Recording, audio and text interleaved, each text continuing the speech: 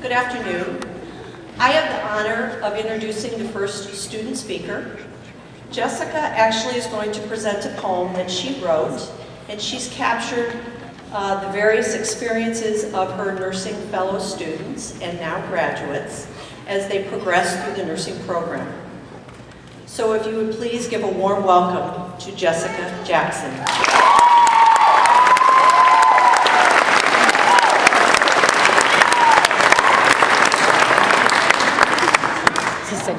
She's a good one. She's a good student. Remember, Jessica. She's on medley. On this day, as we started our hospital clinical rotations, we were excited and full of motivation. Dressed in the stiff TMCC green and white uniform, the students arrived at 6:30 a.m. in a swarm. Prepared with a secondhand watch, name badge, and stethoscope, the journey of being a great nurse was the hope. Loaded with paperwork, care maps, and drug books, the nursing staff had us all too well-knowing looks. Here come the TMCC students with a million questions. How does this pump work? This drug is in what section? Oh my, the things we learned, and some of them too late, after offending the sideboard patients by asking them to play Crazy Eights. Each shift we continued to advance our education, learning tips and tricks to address each situation. We learned loneliness can cause some patients to pass in advance. As one student was told, "I'll give you my estate if you give me a lap dance." But we continue on becoming familiar with each new rotation, our nursing knowledge being put into application. Sometimes what we're doing sounds a little strange. The patient gets to drink alcohol? How did this get arranged? Well, if they're supposed to get 30 mLs of liquor and 240 was poured, I guess they'll get drunk quicker. Some mistakes we were prepared for, and others not so much. Like when the patient washed down his pills, only to realize it was his urine in that styrofoam cup. We do our very best to take care of our patients, keeping an eye out for bed sores and aspiration. Patient care isn't always easy. Seeing your diarrhea footprint all over the floor might make you a bit queasy. But we've made it through our training. We're ready to take the next step. Each day we feel more grown up as our goals are being met. No longer student nurses, we are the real deal. Prepared with our education and skills, it all seems so surreal. Through this time, our cohort has found strength in each other. Those moments that gave us the chance to discover the meaning of kindness and caring, giving and sharing. And on this day, it's the nurse's pin we'll be wearing. All right. Good afternoon. I'm pleased to introduce the next student speaker. Michael Ortega will be the next student speaker. Yeah. Michael was born at St. Mary's Hospital 22 years ago. Michael stated that the reason he selected this career path was due to his mom, Susanna. Susanna works at Renown, and by the way, she's an avid supporter of the TMCC nursing students when they are on her unit. When Michael was younger, he said he would go to work with his mom when he did not have a babysitter, and he would spend time with the residents of the nursing home in which she worked. Those days with his mom at work set him on his career path. Michael has worked as a percussion teacher at Reed High School and plans on looking for a nursing job after he passes the NCLEX. His hobbies when he is not studying include playing the drums, riding his bike, and spending time with his 11 nieces and nephews. So I'm going to give them a shout out now. Okay. Faculty describe Michael as a very professional, competent, and highly regarded young man. When asked how his classmates view him, Michael said they would say he is reserved. However, it is his classmates who voted him for this honor. Thank you.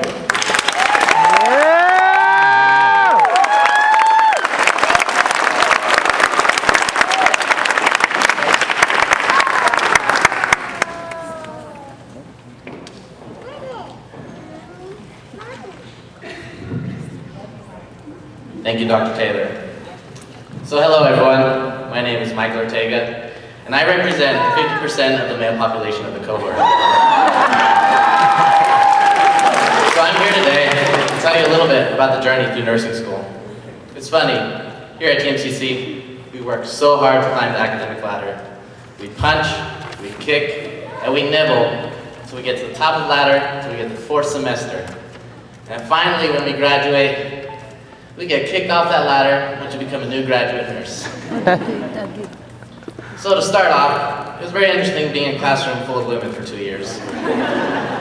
Sometimes I would walk up to a group of my classmates and try to join their conversation. Unfortunately, most of the time when I did this, I would end up joining a conversation about shopping, boy troubles, or the dreaded monthly cycle. So, to prevent any psychological damage, I would slowly ninja my way out of the group, and then would proceed to find James, the other 50%, who would try to talk about something manly, like tools or off-roading, to drain my mind of the drainage. I must say though, my favorite thing about being surrounded by women is that the classroom always smelled like fruits and flowers. Even when we had lectures on inflammatory bowel disease and severe hematochezia, aka bloody poop, the flower power still kept me grounded. Even in those rare times when somebody would flatulate, it still smelled like flowers or oranges. That was a mystery during nursing school I could never figure out. Maybe there's somebody out there who invented some type of fruity scented suppository for women only and never told me about it. So the first semester of nursing school was quite a ride. To start off, we had to buy the AKA nursing bundle from the bookstore. They should have called it the AKA nursing behemoth from the bookstore. I wish somebody would have told me I needed a forklift and a U-Haul truck to carry that thing out. A lot of our classmates, fortunately, had to go to the nearest dealership to get their own rolling backpack equipped with off-roading tires and 4x4 transmission to get these books around. And even then, some of the backpacks still broke. I also remember during first semester when the TMC scrubs that we ordered finally came in. Our scrubs that came in were so baggy, I could have just worn the top as my uniform. All I had to do was add some clogs and some long white stockings, and it was the perfect nursing dress. Eventually, everything was corrected, and the need to wear scrub bottoms became more apparent, as my legs didn't look so hot in a nursing dress. Second semester rolls around. I know it's the favorite semester for most of the cohort, clinical-wise, because we had the chance to work with cute little babies, and thankfully, none of them got stolen. One day during my OB rotation, I was just minding my own business on the L&D floor, observing and learning all that I could, when suddenly, my reference nurse rushed into a patient's room. Little did I know, I was in for quite the hands-on learning experience. I walked into the room, and seconds later, I was supporting a mother's legs in stirrups as she prepared to deliver her child. As a 21-year-old guy at the time, I had to take a moment and pause to myself. Is this real life? Am I really holding up a stranger's legs? She's pushing out her baby. Why, yes I am, and it is awesome. After a couple of huffs and puffs and a lot of pushing, out pops a living, breathing baby. The doctor even let me have the honor of cutting the umbilical cord as the father wasn't there. For the rest of the day, I was smiling from ear to ear. I mean, it's not every day that you get to see the birth of a cute little cheese-covered baby with a head that looks like a traffic cone. Also that day, I was able to say to my friends, "Hey, guess what I saw?" And they would say to me, "Oh, did you see some type of cool surgery?" I said, "Nah, it's way better. I gotta see a placenta." Third semester rolls around. Third semester was interesting, partly because it was when we began to learn about mental health nursing. It made me nervous because I felt like I might have some of these disorders. Sometimes, when I was watching Dora the Explorer in my free time, I would hear voices telling me to turn off the TV, go work on some concept maps. Or before exams, I would experience delusions of grandeur just after finishing my last cram session. After you finish your last cram session, you feel like a genius because it's all so fresh. Then test day would come around. I'd be all pumped and motivated. I would go in there and take the test, and then I would get my results back, and then I'd ask myself, Maybe I should be checked for dementia instead. Finally, 4th semester came around. Sure took long enough, but it was at this point that I finally started to settle in. We may actually get through this program. During 4th semester, we had a lot of sim labs. While we've had sim labs in the past semesters, 4th semester just had a healthy amount of them. For those of you that don't know what a sim lab is a recreation of a patient scenario using a high-tech mannequin, and we as the student nurses must appropriately care for this patient based on their diagnosis. While sim labs were a great learning experience, sometimes they were stressful or didn't always go as planned. For example, I remember one sim lab. I was doing my head-to-toe assessment on Mrs. Jones, who was the post-op patient. As I'm working my way down, I notice a bump under Mrs. Jones' sheets near her pelvic area. I'm thinking to myself, instructors must have something up their sleeves, but they won't fool me. I continue my assessment, and I progress to slowly lift up the sheets and see underneath, and I soon find out that Mrs. Jones has secrets of her own. I stare speechless as I see that Mrs. Jones is really Mr. Jones. Unfortunately, before sim lab began, someone forgot to switch out the male and female private parts on the mannequin, which left Mrs. Jones in an awkward position. The instructors were cracking up once they realized what happened. They performed the quickest sex change I ever heard of. Then we continued on, and Mrs. Jones began to feel like herself again. As it all comes to an end, I can't believe nursing school is over. I'm thankful I got to be part of such a wonderful cohort who always had each other's backs.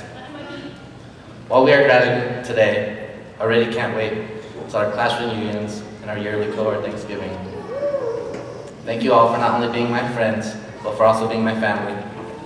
Congratulations, we finally made it. Yay, yay.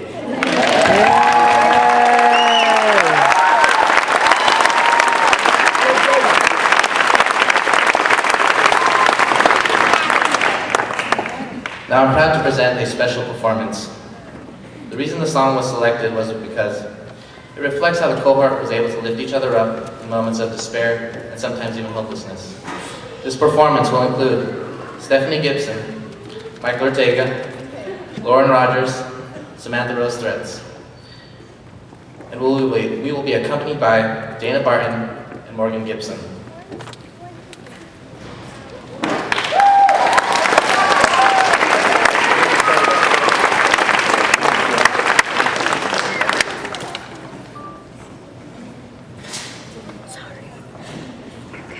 Are you switch it? You just slide it. I slide it.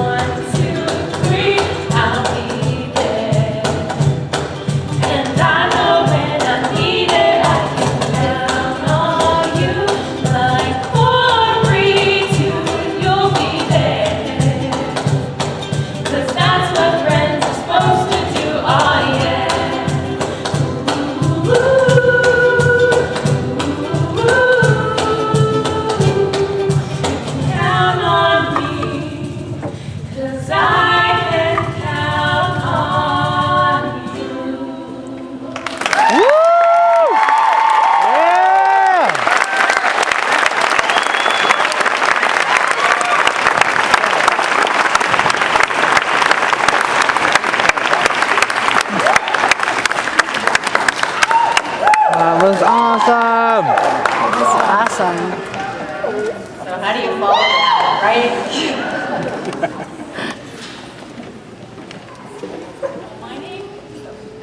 My name is Joy Alverson, and it is my honor to present the awards for the Valedictorian and the Salutatorian for this class. And I don't know until I look at it. Oh, okay. So, they're very well rounded.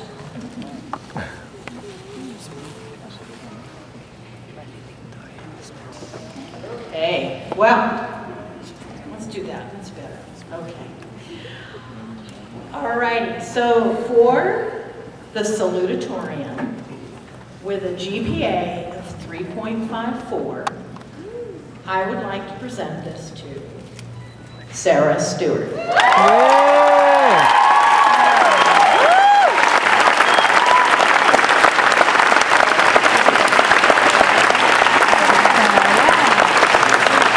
So cute. Well, there you go. And I think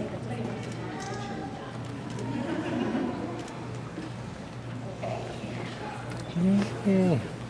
you can go that way.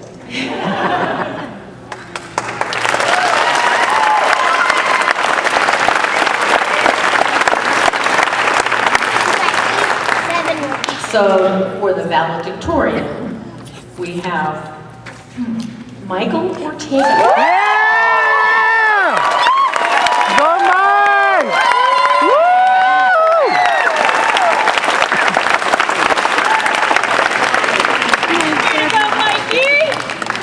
Go, my son. Go bro!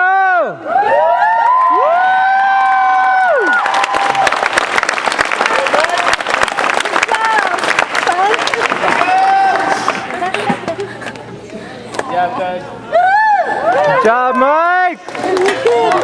My son.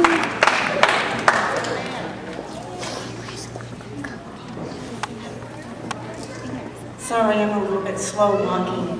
I am so grateful that it was me and not one of these guys that broke their ankle, because they wouldn't be graduating today, because they wouldn't be able to complete the course. I have the great pleasure of introducing the last student speaker today, Brooke Shankland. Now, I usually get to have almost every student in the clinical setting, but she was one of the few that I didn't have the opportunity to work with until practicum. First day that I walked in the practicum, as I walked into ICU, I saw this redhead sitting at the nurse's station. She looked so professional.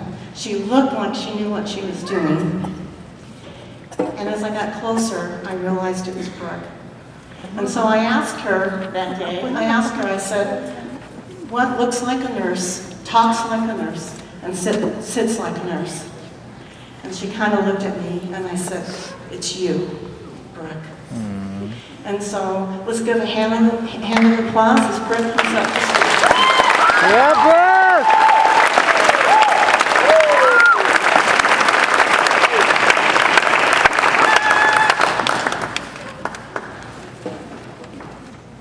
Professor Skeens for that lovely introduction. Hi there, everybody. I can't really believe that we are here, to be honest. And a lot of times I really feel like I took the red pill to get into the nursing school's matrix. That means I basically unplugged myself from the reality that I knew in order to enter and learn the real world of nursing. And sometimes nursing school has felt like an encounter with Agent Smith, kind of brutal. But if it wasn't for the Morpheuses of nursing instructors showing us how to apply the rules and the critical thinking of nursing, then we would never have been able to become the dedicated patient advocates and educators that we're about to be. Without them, we would not be here now at this pinning, getting ready to embark on a path that we have chosen for ourselves. Much like the movie The Matrix, we are redefining the world that we live in and affecting the people around us, most specifically our patients. So I actually want to rewind the story all the way back to the acceptance letter.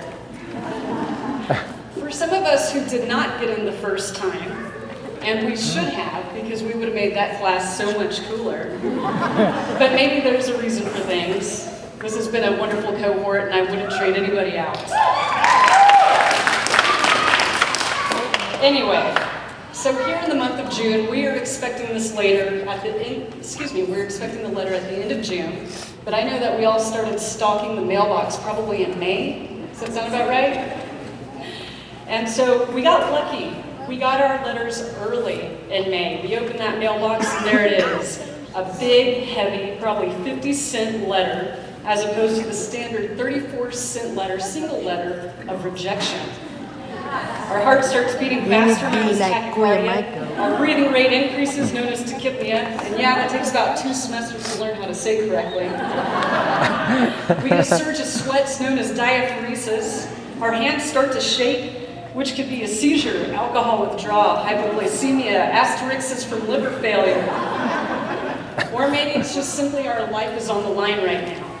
And I really don't have a nursing word for that. In fact, I want to digress for just 1 second. For all the cortisol surges and emotions that we experience over the last 2 years, there should be some medical terminology specific to nursing students only. So, we rip open this letter, unfold a thick stack of trifolded papers to glimpse as quickly as possible the rescue breath of congratulations, you have been accepted. Our heart rate returns to normal sinus rhythm. Our breathing pattern goes to normal, known as eupnea, and our hands have stopped shaking, so we are not seizing. Our blood sugar is good. Let's see, we don't have asterixis from liver failure, at least not yet anyway. And so then the realization sets in of the gauntlet that we're about to travel for the next 2 years. Oh boy, and uh-oh, all rolled up in one. Some might consider that bipolar. I know what I did for the next 2 months until school started, and I bet you guys did too. I wore my helmet, I wore my seatbelt, I looked both ways before crossing the street, I basked in the sunshine, and I told everybody that I loved them and that I would see them again one day. And when I do, I will be the first one to buy a round of drinks, which actually leads me to the bumper sticker that I'm gonna patent. Support a nursing student. They'll buy the first round of drinks on that first nursing paycheck. Our very first experience with nursing school is the orientation day. Here we all are, meeting each other for the very first time, sizing each other up as former competitors and adjusting to each other as peers and equals. You have to understand that it's very competitive to get into nursing school, so it's hard at first to not look at each other and wonder where we ranked on that acceptance list. I bet she was a 7.51. He was probably an 8.0, that valedictorian over there. 7.24 right here. I think the instructors kept trying to reiterate that we made it and there is no more competition. They also started to teach us about the F word, and to replace all other F words in our vocabulary with this new F word, flexible. We have to be flexible in nursing school. So there is no more fun, fraternizing, football games, funky fantastic times, fantasy vacations, no more friends and family. We now live under the rule of flexibility and in fear of failure. Letter F. Yeah, I don't feel failure anymore, so I'm happy about that. So the letter F is what we're also the most afraid to see on our tests. These amazing nursing school tests where every answer is right, but you're still wrong. So it took a while to get used to these tests, and frankly, I'm not sure if I ever really did get used to them. How about you guys? No? Yep. But I guess it doesn't matter because we're all sitting here now. You know the other funky thing about nursing school were our scrubs. What's up with these crisp alternative to the comfortable scrub top? A V-neck slipover with set-in sleeves, side vents that falls below the hips. All in white. Why? This white canvas was begging to be splatter painted with all kinds of bodily fluids. seed of chartreuse, hematochezia red, pyridium orange, and enteral tube feet yellow. These stains never really come out, and I guess that's why the new uniform, from what I hear, is going to be top to bottom forest green. I'm sorry I missed out on that. So first semester, we learned this acronym for the nursing process, ADPI. Assess, diagnose, plan, implement, and evaluate. This translates to look, listen, and touch the patient, figure out the most pertinent nursing diagnosis, come up with strategies and goals to make them better, see if they are even motivated to get better, and then assess all over again to see if they met these goals. Sounds simple enough, right? Well, try incorporating that with Erickson's stages of psychosocial development, Piaget's phases of cognitive development, pharmacology, cultural diversity, and professional ethics. How to even write a diagnosis alone, which goes a little something like this. Disturbed energy field related to slowing or blocking of energy flow secondary to any illness as evidenced by diminished flow in said energy field.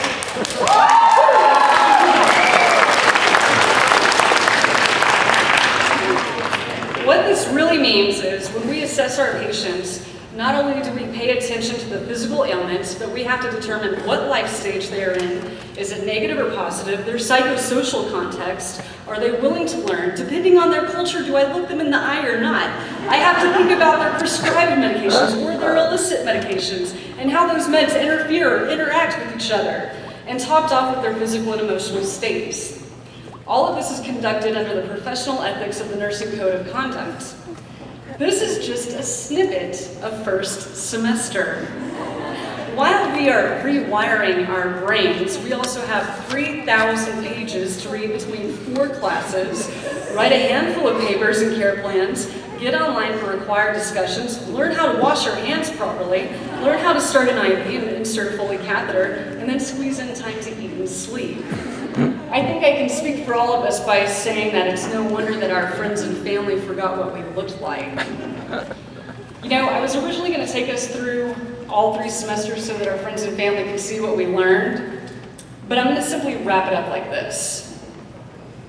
We learned about antepartum, intrapartum, labor and delivery, postpartum, appendicitis, inflammation, infection, immunity, respiration, oxygen and perfusion, metabolism, acidosis, alkalosis, enteral and parenteral feedings, lines, drinks, and airways, blood transfusions, diabetes, methicillin-resistant staphylococcus aureus, chronic obstructive pulmonary disease, congestive heart failure, cellulitis, thermoregulation, sensory perception, mood and affect, schizophrenia, depression, dementia, and elimination, autonomic dysreflexia, disseminated intravascular coagulopathy, septic shock, cardiogenic shock, and hypovolemic shock.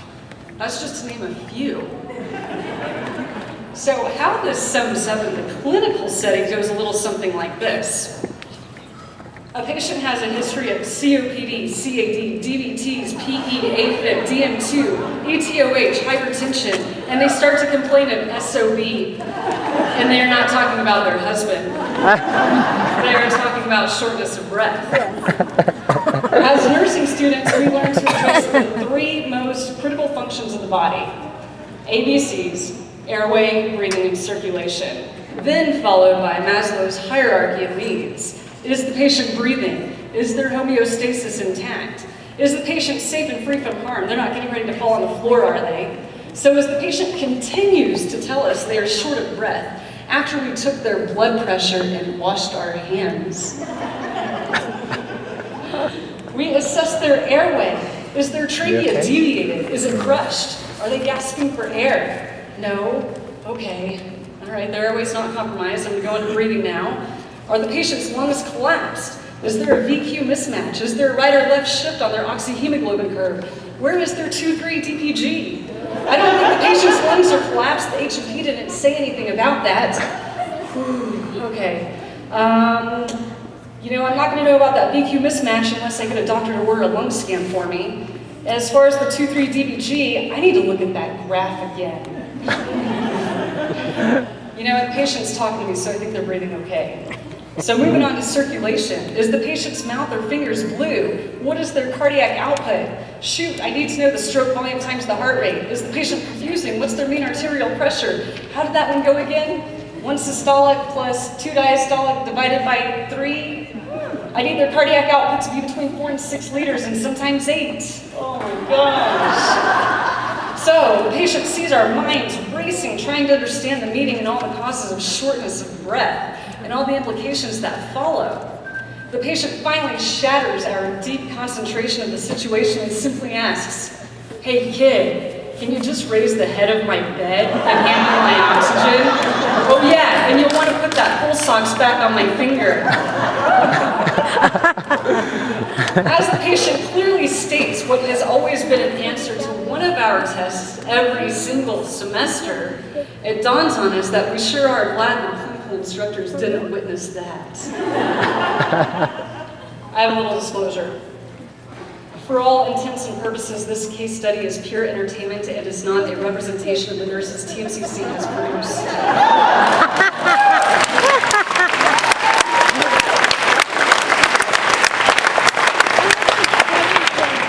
On a serious note, this pinning is a celebration of our accomplishment of finishing nursing school. It honors the challenges, tears, and happiness that we have endured together and with our friends and family. And thanks again, friends and family, for being there for us. There are no more class tests that lay in front of us begging to be shown what we know by filling in those bubbles. All we have now is the world in front of us, asking us to show them what we know. It is with 100% confidence that we accept this amazing new challenge, and I can't wait.